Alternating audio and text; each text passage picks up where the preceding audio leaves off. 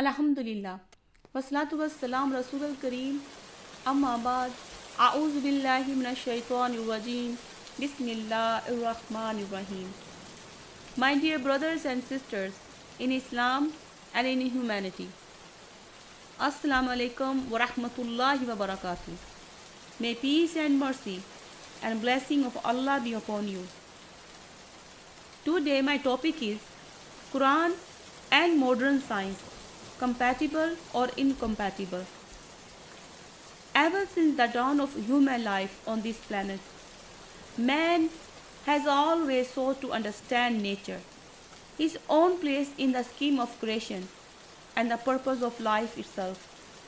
In this quest for truth, spanning many centuries and diverse civilizations, organized religion has shaped human life and determined to a large extent the course of history. While some religions have been based on books claimed by their adherents to be divinely inspired, others have relied solely on human experience. Al-Quran, the main source of the Islamic faith, is a book believed by Muslims to be of completely divine origin. Muslims also believe that it contains guidance for all mankind. Since the message of the Quran is believed to be for all times, it should be relevant to every age.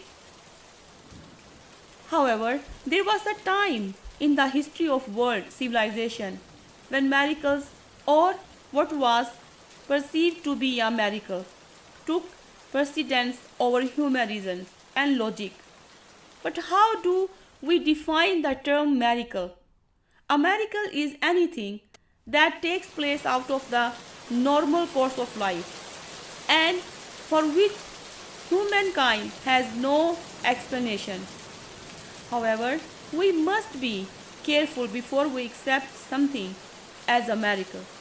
An article in the Times of India, Mumbai, in 1993 reported that a saint by the name Baba Pilot claimed to have stayed continuously submerged underwater in a tank for 3 consecutive days and nights.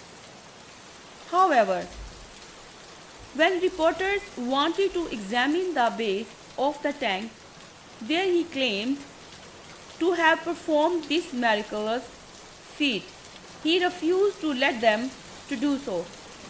We argued by asking as to how one could examine the womb of a mother that gives birth to a child. The Baba was hiding something. It was a gimmick simply to gain publicity. Surely, no modern man with even the slightest inkling towards rational thinking would accept such a miracle. If such a false miracles are the test of divinity, then we would have to accept Mr. P.C. Sorker, the world famous magician known for his ingenious magical tricks and illusion, as the best godman. A book claiming divine origin is in effect a claiming to be a miracle. Such a claim should be easily verifiable in any age.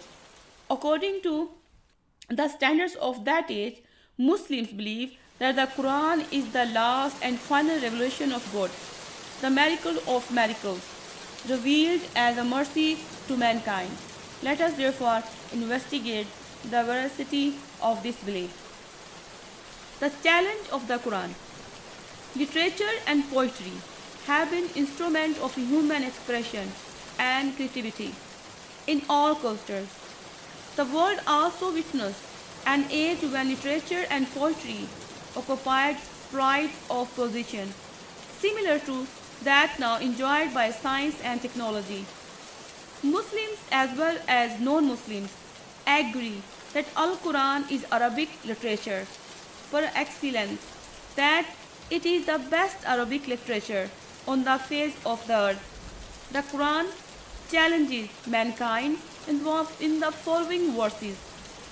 And if you are in doubt as to what we God, Allah, have revealed it from time to time to our servant Muhammad, peace be upon him, then produce a surah chapter like it, and call your witnesses or helpers if there are any, besides Allah subhanahu wa ta'ala. If your doubts are true, but if you cannot, and certainly you cannot, then fear the fire whose fuel is man and stones, which is prepared for those who reject faith. Al-Quran 2:23 and 24. The challenge of the Quran is to produce a single surah chapter like the surah it contains. The same challenge is repeated in the Quran several times. The challenge to produce a surah which is beauty, eloquence, depth and meaning is at least somewhat similar to a Quranic surah remains unmet to this day. A modern rational man, however, would never accept a religious scripture which says in the past possible poetic language that the world is flat. This is because we live in an age where human reason, logic and science are given primacy. Not many would accept the Quran's extraordinarily beautiful language as proof of its divine origin. Any scripture claiming to be a divine revelation must also be acceptable on the strength of its own reason and logic.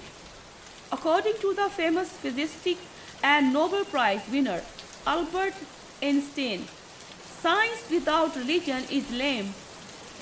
Religion without science is blind.